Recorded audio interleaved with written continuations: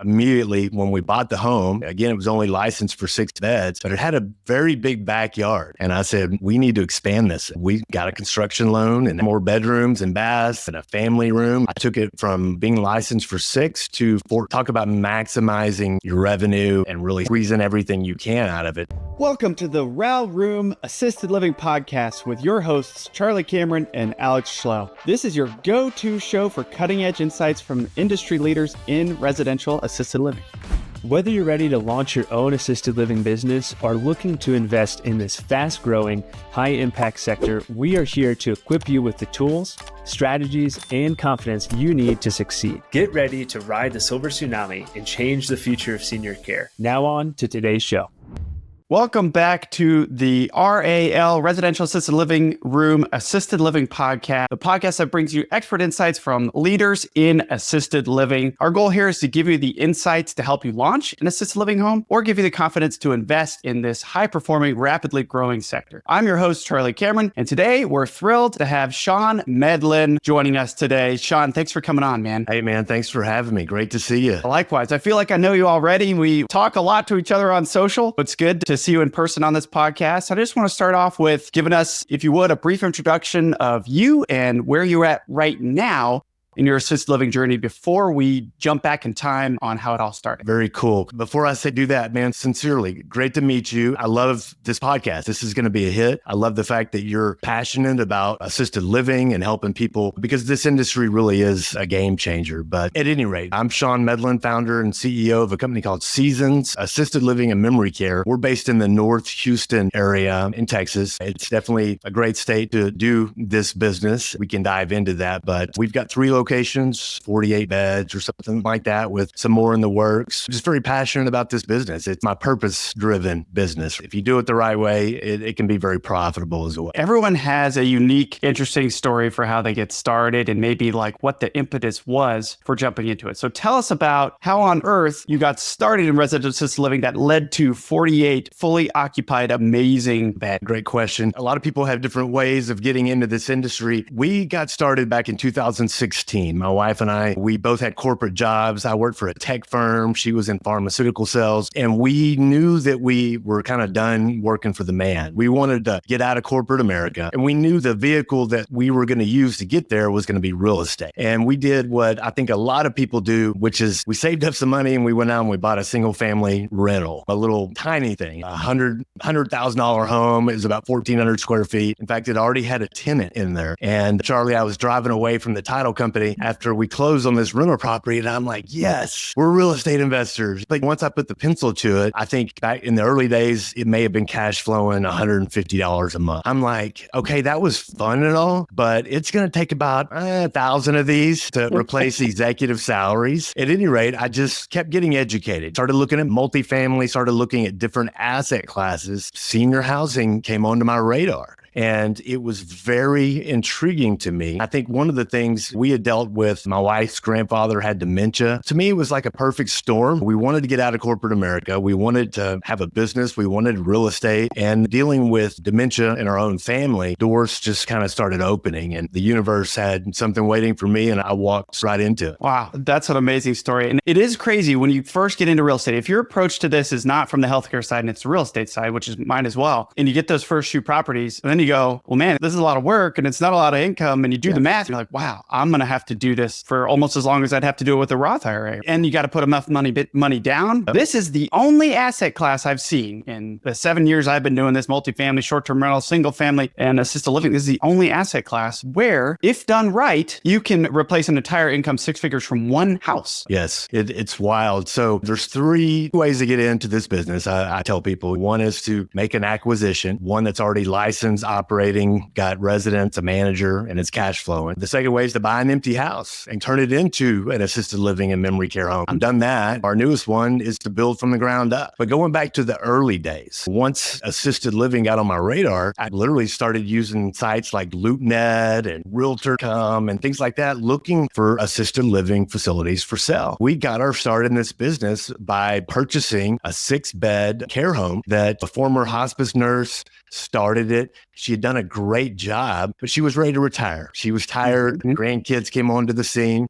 But you almost had to go to church with her, Charlie, to know about it. You had to be like in her Sunday school class. And there was no sign in the yard, no brochure, no website, but it was always full with her 6 beds. But she was ready to retire, so we bought it. We bought both the business and the real estate. And dude, next thing you know, we're in the care home business and we still had our jobs. I kept mine for a couple of years as we continued to scale. And my wife kept hers. She quit corporate America about 2 years ago. This is all we do. And it's pretty wild, but it's a good time. Making that acquisition is what got us started in this business.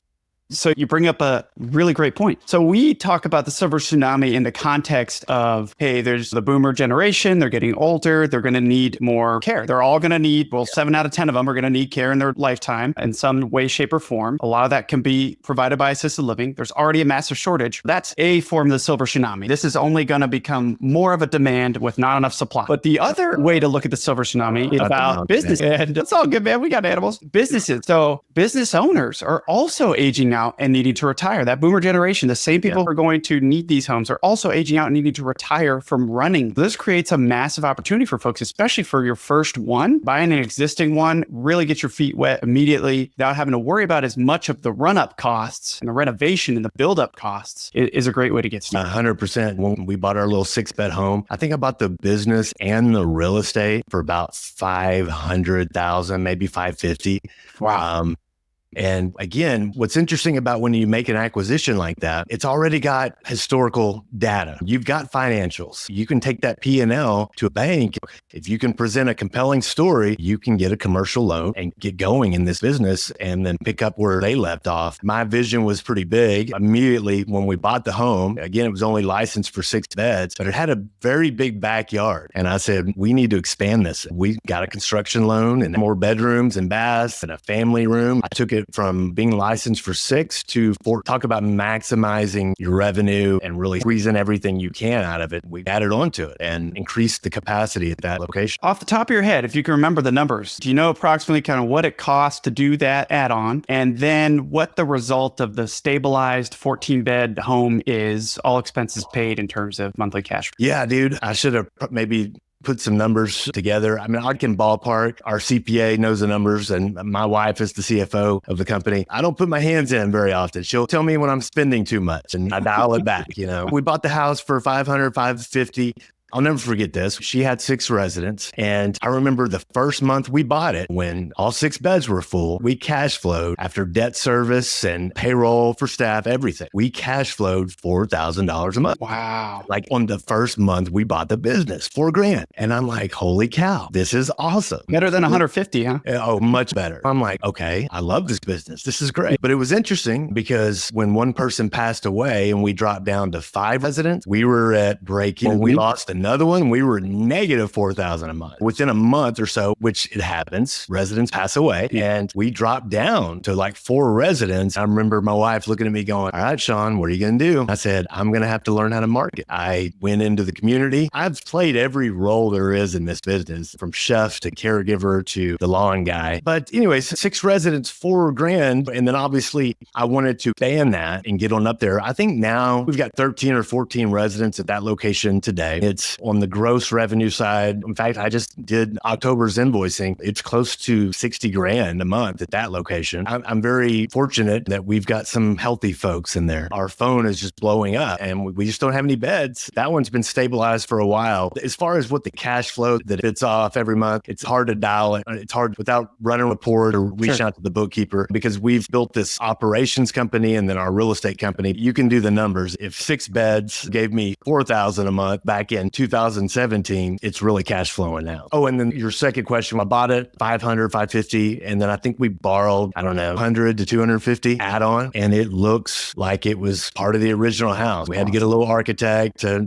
draw it up and deal with some building code stuff. It's in a residential neighborhood, but it's got 14 beds. Awesome explanation. Thank you for the breakdown. We talk about this a lot in the Raw Room. People are coming in and, hey, there's a 5-bed home for sale, a 6-bed home for sale. There's a couple states where that works, depending on pricing and how nice the home is. Right. If there's government subsidies, like in Washington State, you can make that work. But we tell people, hey, aim for 10 minimum, because you need to have that above and beyond your expenses, because naturally there's turnover in this business. And what you don't want to happen is to be negative and then negative and then negative. And now you have to cut corners. That's not good for you. That's not good for the residents. That's not good for the families. All of a sudden your business is going to tank. We've seen this a lot in multifamily where people cut corners and things and just never ends up right. Of course, you got to put the residents first. By doing so, you'll succeed and you'll be able to expand like you did. 100%. Having a servant's heart, I always say that revenue is a byproduct of helping other people. We always put the residents first, and our staff, we try to pour into them because the staff will make you or break you in this business. They're an extension of me as the owner and CEO of this company. I need them to hit their marks. They're a walking brochure. And every healthcare partner that comes into that home, hospice, home health, therapist, they're forming opinions every time they walk in. I'm always having meetings and trying to coach my team on just self-awareness, hospitality, and what it is we're doing in this business, because it only takes one bad impression for someone to leave and go, I don't know about that place, or to put a question mark in somebody's minds. We try to avoid the question marks. That's a really good way to put it, that your staff is part of the marketing team, and we shouldn't forget that in this business. One of the most common challenges we've found with getting started in assisted living is the financing. And it's something we're working to solve at kind of an industry level, but financing meaning the bank, but I also mean funding, meaning the cash required to start. Could you just give me a breakdown of how did you have the funds and what kind of financing did you go out and get with that first deal? Got it. So great question. I've seen a lot of people struggle with this as well. I'm kind of known for jumping out of the airplane and building my chute on the way down. I think a lot of entrepreneurs are the same way. You don't always have it figured out. We got our first property under contract and I did not have a plan, but I knew I had an option period and I was turning over every stone. I wanted out of corporate America so bad. I cashed in my 401k. It wasn't much. It was maybe 70 grand or something at the time. Of course, I paid taxes on it. Rest got theirs and capital gains, whatever. But I used that to get into this business. It's hard to dabble in assisted living. Yes, you can do that passively. I can invest in your deal and try to get for some good returns. But if you're going to go in and try to own it and be the operator, you've got to really go in and go all in. So yeah, dude, I cashed in my 401k and took some money that we had in savings to get in the deal. We put 20% down and I used a small regional community bank on this one. I literally went to the bank in the same town. I didn't live in this town either. It's about 40 minutes away from my home, our first one. I went to the bank right around the corner from the home. It's a small family-owned community bank. I introduced myself. I prepared a really good business plan, already had the financial data. And I said, hey, did you know the home over on Water Street is an assisted living home? And they're like, no, I thought it was just a regular house. I said, well, let me explain it to you. And ultimately, this community bank, they became our partner on the deal and financed us. I showed them the numbers and where my vision was, where I wanted to take things. And we were going to keep our W-2 jobs, which that makes the bank feel good. And the fact that it was an acquisition, it was already operating, that's more appealing to a bank. It lowers their risk in the deals. I always recommend, and there's some great lenders out there and there's private capital, but I always recommend people that I coach, consult with over the years, start at the most local level. Now, I'm not talking about Wells Fargo or Bank of America. You're going to get a runaround on those deals, but I'm talking about regional and local. Start there. And man, it was cool to see the bankers at our ribbon cutting when we joined the chamber and did our marketing and stuff. They were a partner. I put their logos on our marketing materials and that's served us very well. That's very cool. And I have a very similar experience when I got started in real estate 7 years ago. I bought 2 fourplexes together, self-managed as a brand new dad. My love same kind of way. I did the same thing. I took a book. Here's the numbers. Here's what I'm going to do. Here's how I'm going to increase the rents $200 a door. Here's my plan. And they were like, wow, nobody ever comes in here that prepared. They just kind of walk in and go, hey, can I get a loan? I was like, wow, okay, well, that's cool. I guess my engineering background actually helped on the entrepreneurship side too. But it is amazing how if you just sit down, have a face-to-face with these banks and explain to them what you're trying to do, they want to partner with you. Like you said, it's all risk play for them. You got to think of it from the lender's point of view. A lot of people are thinking, oh, they're evil lenders. It's like, no, they got to get theirs too. Like you said, what you want to do is make this a partnership where everybody wins. Everybody, the lender's got to win. You got to win. Business partners got to, residents, staff. So lender is just another part of your team. And they have continued to, we bought that and we got our little loan from them. Once we found our second location, we were bankable at that point. They helped us. We finally reached our limit with them. I think they've got a 5 million ceiling for any one customer. And they did the financing on our new build. That was several million. I'm tapped out with them. It's time to get a jumbo loan, get an SP, and because we're getting ready to start, hopefully construction in about 90 days on our 4th location.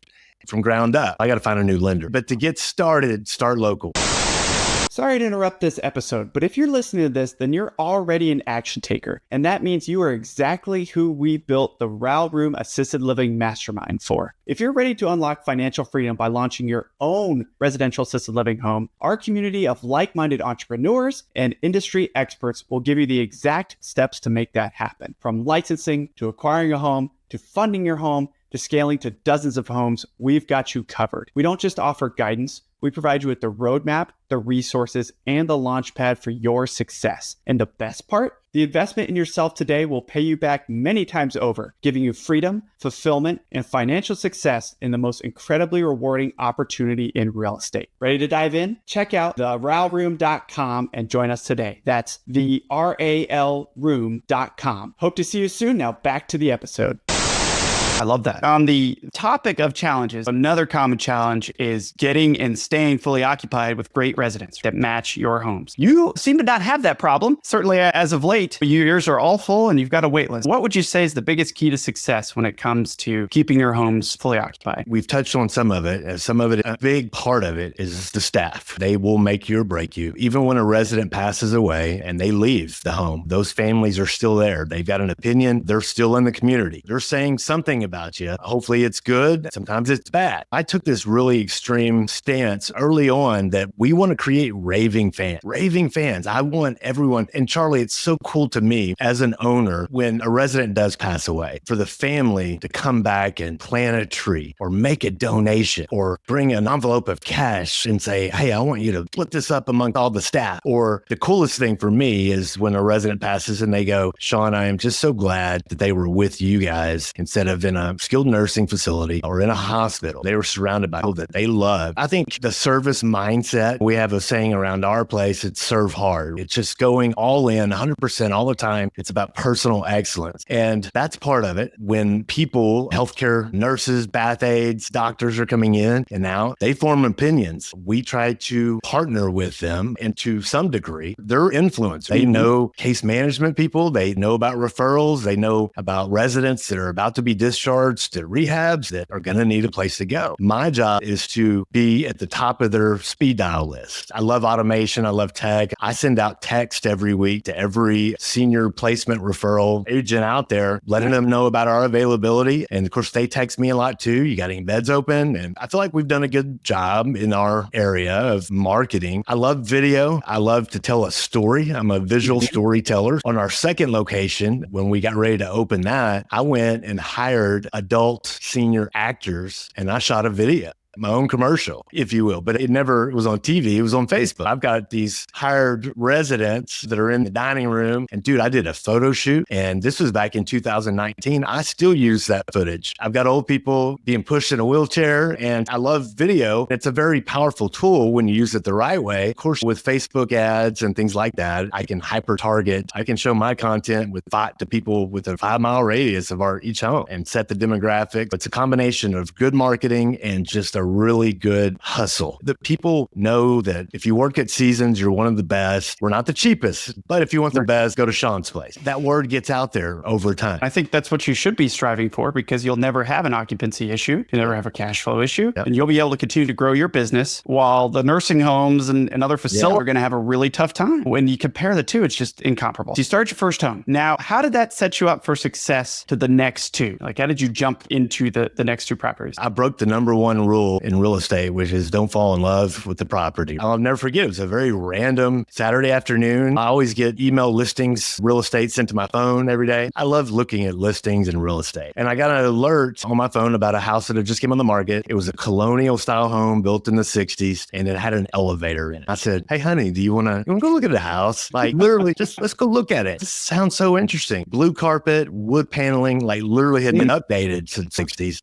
except the family, they put in a little elevator because mom had bad knees. And they were selling the house for like $350,000 on this really big lot in a town that didn't have any zoning. I just said, man, this thing could be killer assisted living and memory care home. I went back to my local lender and said, guys, y'all seen what we've done over here on number one. Help us get into number two. I harvested the equity out of number one and just sprung it forward. I don't think we actually outlaid that much cash personally to get going. I mean, maybe 10, 15 grand just on closing fees and things like that. The bank allowed you to count the equity in the first two. This is all commercial lending. They've got to do a commercial appraisal, but they use the P&L approach on those. The numbers they pencil out. If I buy a house on that one, I think we bought it for, we'll say 300, and I would probably put close to 800 into it. But once we made all those improvements, Charlie, and got it licensed and started filling up, the rest just started the math. It was working, and it was in line with what the commercial appraisals said it would be. That's how we got into our second deal. I did the same thing on my third. I told myself, if I ever do it again, I want to build one from the ground up. I can get exactly what I want, which is all private room. In Texas, you can have up to 16 residents in a small facility. We've been operating for a while, and I found 6 acres of land on a state highway. It was a great location. I went back to the bank and I said, okay, this is expensive, but let me tell you what my vision is. We got to work on it and literally stripped the equity out of the other ones and just kept pushing it forward and bought this land. Since we've started that development, there's commercial construction going on, strip malls going by, high-end boutique shops and stuff. I chose a good spot on the new one. But again, just leveraging what we've already done. I knew I wanted to scale in this business because that's where we would really see the most returns. That's awesome. I have another question for you. On the 6 acres, is the plan to split that up and build multiple, or is it just one property going on the 6 acres? I've got room to do a lot. We brought utilities over. I tunneled underneath the 5-lane highway and brought a sewer line over. We've got 3-phase power. I had to put in a pretty sizable detention pond. The residents are going to love it because we're going to put a fountain and all that fun stuff. I do have room to do about 4 on this plot. Wow. We are 4 16 beds. I've already built one. It's about 10,000 square feet. It looks like something out of Southern Living magazine. It's beautiful. Thank you. We designed it, hired an architect, and just went after it. We made a ton of mistakes and a lot of things that I won't repeat again. I'm always learning, but I'm also a case study for what could go wrong. We can talk about some of that because your listeners, they need to know the good, the bad, and the ugly. And I've got room to build more. I tried to build 2 at the same time, 32 beds. I couldn't get the financing squared away, so I have to do it in phases. Phase 1 is complete, and now we're getting ready to gear up for phase 2. Awesome. Man, so smart on the 6 acres. That's like the dream right there, to buy a plot and just build one and then build the next one and maybe then 2 more. Before we move on to the good, bad, and ugly, Shawn, your take. Elevators. There's a lot of controversy over 2 floors, 1 floor. What's your take? My take, dude, I wouldn't have bought that house if it hadn't already had an elevator in it. It's harder to do this business with a 2-story home. I've pulled out all the carpet in this home. It's got hardwood floors. I can hear everywhere inside the home. And there's nowhere to go.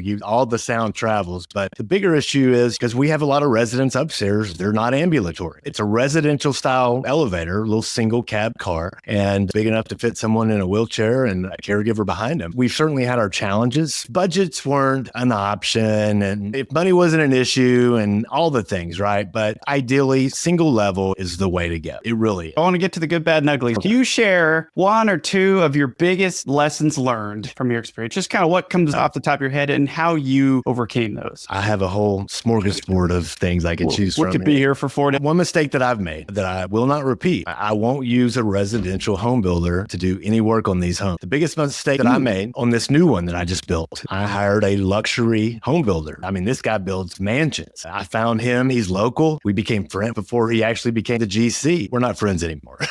It got weird toward the end of the project, but because there's a lot of commercial aspects that still go on, especially on a new development. And yes, he's got some great trades that can do some things, but when you get into commercial construction, they spend more time on the front end, literally dotting every I, every T. There's no gotcha in commercial construction. Rarely. I'm sure there are somewhere, but they can knock these things out in 8 to 10 months from the ground up. It took me a year longer on the new one. And a lot of it was just mistakes or oversight that were made or assumptions. Of course, you know what they say about assumptions. That's the first one. The second one, know your code. You got to know the rules of the game in order to play it. Our second location, again, you don't know what you don't know, but our second home, I got excited. I said, man, the city that it's in, they don't have any zoning. zoning. This is perfect. No HOA. This is great. And ultimately, it was great, except that there's also this thing called building. Again, I didn't know what I didn't know. We bought the home, hired a residential remodel guy, took it all the way down to the studs. I went out and got a life safety, a sprinkler company. The builder filed residential remodel permit on this home with the city. It's inside the city limits. Everything was going good until a building guy inspector dropped by one day and looked up and saw the orange pipe running through the home. That's a sprinkler. And he's like, I thought this was just a residential remodel. What are these sprinklers for? Long story short, the permits were filed wrong. The city viewed us. In fact, they had gone in and modified the International Building Code, and they put small assisted living homes in the same classification as a hospital or a motel. Here we go. Here we effing go. They put us in the slow lane. Red is bad. Red tag is bad. I finally learned that. I drove over one day and there's a big red sticker on the front door that more or less says, go home. The city put us in the slow lane for about 6 months. It stayed down to the studs while I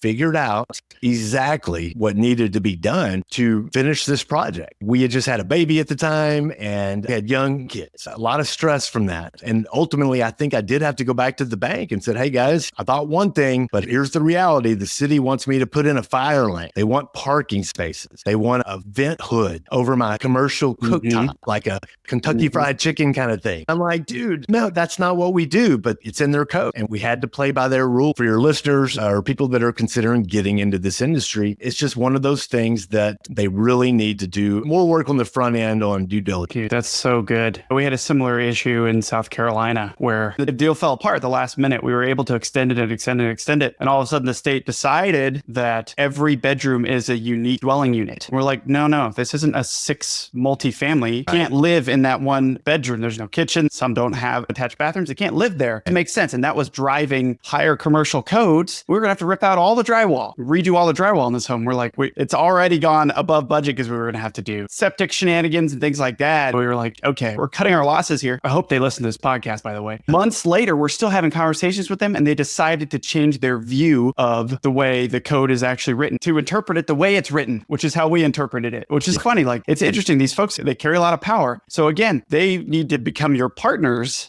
on this. You need to understand the rules to play and you need to understand who's the gatekeeper because ultimately that person's going to control your destiny. Now that rule has changed in South Carolina for everybody. Nice. That's cool. We'll reevaluate that as we go forward. It's crazy how many of these things, especially when it comes to renovations and build. I just thought of another one. It was the same property, same project. I told you that we had hired a residential guy and we had to pull out all the old electrical, the copper wires, bad electrical, and they just ran all new Romex, all new junction boxes. We were wiring up. We were ready to close the walls when we got flagged. And we had to pull out about $30,000 worth of electrical wiring because the city wanted it metal clad wiring and instead of residential remodel or residential wiring at home. That was just a painful mistake. I'll never forget. I was feeling all the feelings during that time, but I was determined. I'll never forget when the fire marshal finally came after the home was furnished and it was his last little stop in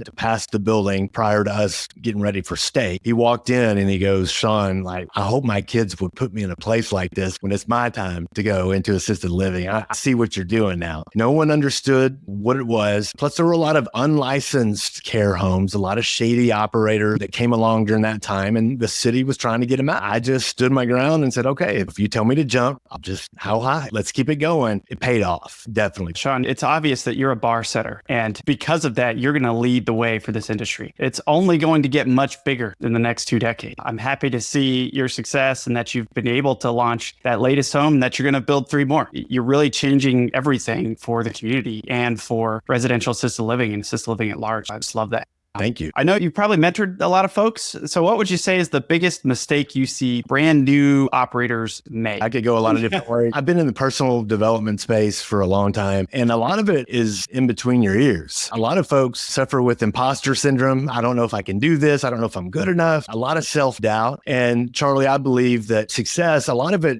really does start with your mindset. And yes, I do think that you need to naturally be okay with a little bit of risk, and you got to have some grit. grit and some tenacity to be in this business actively. Again, we're talking about someone that's starting and operating their own, but a lot of it starts with just a belief system. Remember what I said earlier, it's hard to dabble in this space. If you're going to go, you got to go all the way in. Going back to serve hard, it's kind of like, if you're going to do it, you might as well just be the best. Learn everything you can learn your regulations, your state codes, and become an expert. I think that mindset, it starts there, and then getting educated about the industry. One question that I tell people to ask, especially when they're feeling stuck, is take a step back and just say, how can I make this work? How can I do this? Do I need to maybe do a syndication? I raise some money, get friends and family? Do I need to empty out my IRAs and 401k? If you're committed, you find a way. You put in the work and you go all in for a while. Yeah, 100% agree with you. You're never going to learn what you don't know until you take action. It's so key. People can just get stuck in that analysis paralysis stage. It's like, no, you're never going to learn. And okay, you get into it. Maybe you don't love it. Okay, well, you create a business that's sellable. Still an opportunity for you in one way or another. You're going to learn things through that process that are going to carry forward and help you be a more successful human being in anything else you do from then on. You can scale it, but you don't have to. You have multiple options from that point. People just don't realize. They're like, it's not perfect. Maybe later. It's like, no, do the thing now. You're going to learn so much from it, and you might just find you are wildly successful and you might fall in love. I love that. Let's just switch gears for a little bit. We just only have a couple minutes left. Trends and outlook. What are the biggest trends you're seeing in the assisted living industry right now, especially when it comes to the residential side? I'm all in on memory care, dementia. I'll tell you why. I'll never forget our first one. It's still only licensed for assisted living. I'll never forget when a family moved their dad in, and the kids may have downplayed how bad his Alzheimer's was. In fact, they didn't use the word Alzheimer's. They just said general dementia, but it was very progressed. He would go out the front door, the back door, and go pee in the shrubs. He had some behaviors, and the staff wasn't prepared for that. I remember calling this man's wife, and sweet gal, and I said, I'm sorry, you're going to have to come get your husband. It's not a good fit because we're not licensed for memory care. It's not a secure place. This was in the early days, Charlie, when I only had 6 to write a refund check. We needed that revenue. I knew that it was not a safe situation, nor would I be compliant with state regulations. I'll never forget that. And I said, moving forward, every project we do, I'm going to license it for both assisted living and memory care. When you get into memory care, it broadens your market because you can still offer assisted living beds, but then you're also set up for someone that may need a little bit more. You're going to deal with dementia anyways in assisted living. Why not be just really set up? I love access control on our doors. You got to have a code to get in or out, but it keeps the residents safe too, that they're sundowning or they're wandering around. The overnight staff, they love it because the doors are locked. You got to have a code to get in. Your listeners and folks in your group and stuff, I recommend getting licensed for memory care. Memory care, people know it's expensive. It adds on average about $1,700 to an extra $2,000 a month on top of assisted living. Again, you're going to deal with dementia anyways, so just go through those extra couple of. We tell our mastermind members, if you're going to build from the ground up, you're going to do a renovation, you're going to get into this business, do it as if you're going to have all memory care. Build it that way so that you're prepared for it, license it that way, but underwrite it as assisted living. Make sure it still works at the lower numbers because you just never know. That's a super smart way to go. It's crazy looking at how much more the elderly population is trending towards dementia. The number of patients with dementia will double here in very little time. It's going to continue to be in high demand, homes like yours. Last question before we kind of get into a little bit of wrap up is, with the silver tsunami upon us, how do you see the industry or model evolving or growing in the next 5 to 10 years? I feel like, gosh, I can't believe it's been like year 8 for me. I've seen a lot of changes during that time. COVID, obviously, that was super interesting. There's no for a pandemic, and especially something like that. We navigated it very well. As far as the industry evolving, I do feel like, actually, you know what? I firmly believe that more people are catching on to what it is that we do. And the smaller footprint places like ours, like our residential assisted living, those are going to continue. If people will do it the right way, you're going to start seeing more of them. There's already a huge deficit in beds to meet the need. That is an opportunity for some. There's a need for really good operators. I feel like that we're just going to continue to see more smaller, 16 or less, kind of 10 to 16 places popping up. I'm building my own little memory care cul-de-sac right now. So it's like having multiple homes in this one area. I can start sharing staff and have more economies of scale. I'm pretty excited about it. You're going to start seeing more developments where there's multiple. I was coaching someone recently recently, they have 3 6-bed homes, but they're all in a neighborhood and he happens to own all 3 and they're all side by side from the street. They just look like normal homes, but then he took down the fences between the 2. They all share a backyard and it's kind of cool. All the residents can kind of commingle and do some things. I think you're going to start seeing more clusters of little homes like that. I love technology and love introducing new things to our homes, but at the same time, try not to go down too many rabbit holes. If it's not broke, let's just keep it going. People blow me up all the time with a new technology for monitoring this or a camera that can detect this or that. I used to geek out on that stuff. And I'm like, that sounds cool, but I don't think Miss Sally is going to go for it. I think that the horizon is huge for new operators that really want to get in and get serious about this. I couldn't agree more. I saw an article just this morning about how the demand is going to continue to outpace building of new assisted living in any way, shape, or form by 3.5x over the next 10 years. It's like a 300 billion. If you're thinking about starting a residential care home, pretty sure your 10 beds are going to do just fine. If you know how to do a little bit of marketing, most importantly, you do it right, then you're going to be successful in this. Before we go, Shawn, this has been awesome, dude. This has been absolutely amazing. I'm glad we had you on. It's one of our first episodes. This is fantastic. What's something you're working on right now that you're passionate about? Could be assisted living related, could be tangential or something else. What are you passionate about right now? What I am passionate about right now is education. I've been working on a project called 𝐓𝐢𝐦𝐞𝐬𝐭𝐚𝐦𝐩𝐬. I think you've probably heard me talk about it a little bit. I haven't promoted it yet. We're hoping to launch in about another 30, 60 days. I'm cherry picking a lot of the tools that I use in our operations for marketing. And so 𝐓𝐢𝐦𝐞𝐬𝐭𝐚𝐦𝐩𝐬, it's part education, part community, and then part software. I want to give these operators some tools, a CRM that can text people and say, hey, leave us a Google review, social media management, social listening, a lot of tech things to help them market their homes. I did just film about a 12-hour course on how to start and scale. And literally, I go all the way back to the origins of assisted living and how it came about. I went deep on that. Filming a course is not fast.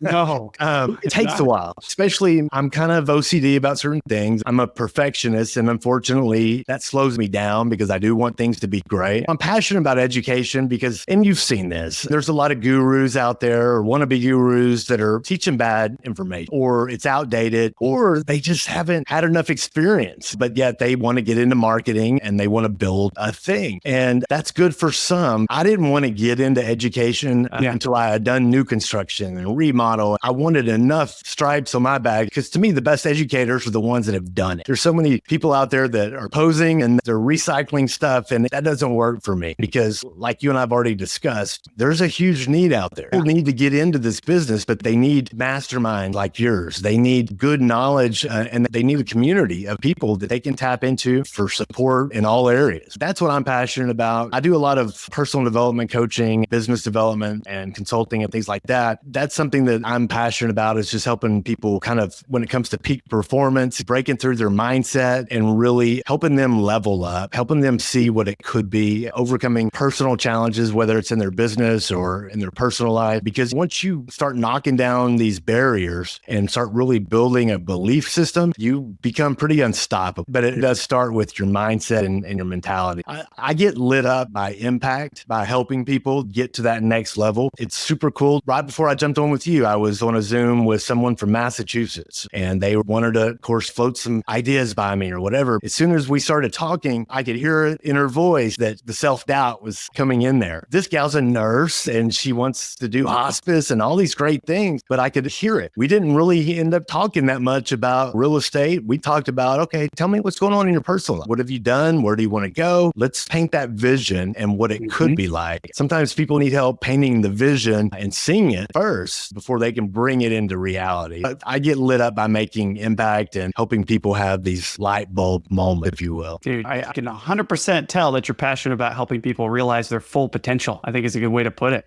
You've been in the business for a long time and I've been in real estate a long time. You can still have crazy doubts and limiting beliefs that every now and then you need to smack in the face from a mentor who helps you realize that no, that is simply just a belief and you have the tools, you have the network, you have the community to be able able to overcome that easily. You just need to realize it. Similar thing with myself just a couple weeks ago. All my entrepreneur buddies were like, hey, you're an idiot. They asked me the right question for me to answer my own, like destroy my own limiting belief. That's so powerful. So certainly having somebody like yourself as a coach to help overcome those is hugely valuable. People don't understand the importance and the value of that piece. It's not just a assisted living mentor, but like a business coach and life coach that can help you get past those limiting beliefs. We could go down that rabbit hole forever. Shawn, I would like to talk to you more about 𝐓𝐢𝐦𝐞𝐬𝐭𝐚𝐦𝐩𝐬 and the RAW Room. I think members could potentially get a lot out of it. So let's have that conversation as well. But before we go, how can listeners learn more from you and reach you? I'm on most of the social media platforms. Shawn, 𝐻𝐤N, Medlin, MEDLIN. I'm on Instagram, Facebook. You can follow me there. I'm getting ready to make a shift because a lot of my content has been personal development for so long with the release and the launch of Care Home. I'm going to start throwing out a lot of content. We just built a studio and you're going to start seeing more reels that are very specific to what it is that you and I are doing and what we're passionate about. But yeah, Shawn Medlin on Facebook or Instagram, you'll find me. I'm around. Hey man, this has been fantastic. Yes. Thank you so much for sharing your time with us today and sharing your insights. It's been an absolute pleasure learning from you. Awesome, man. Glad to be here and enjoy the rest of your week, man. Thanks, buddy. Thank you for tuning in to the RAW Room Assisted Living Podcast. We hope you found today's episode insightful. If you enjoyed it, make sure to leave us a raving 5-star review. And a quick review helps more listeners find the show and more seniors get the exceptional care they deserve. And don't forget to subscribe so you never miss an episode. And just so you know, we have prepared some free resources for you to help you succeed in residential assisted living in addition to this podcast. Head over to theRALroom.com, that is TheRALroom.com, to download our free 10-step guide to launch your first or next residential assisted living home, or our 10 reasons to passively invest in residential assisted living ebooks. And if you're ready to take the next step and make real moves in the RAL industry, join us in the RAL Room Mastermind. It is an exclusive community where we deep dive into everything you need to launch and grow your own residential assisted living business. You'll get access to recorded courses, live calls with industry experts, a RAL calculator, resources and tools, like-minded entrepreneurs, funding opportunities, and an expert networking community to help you along your journey. Be sure to join us next time on the RAL Room Podcast as we continue to explore the world of residential assisted living with more great guests. See you then.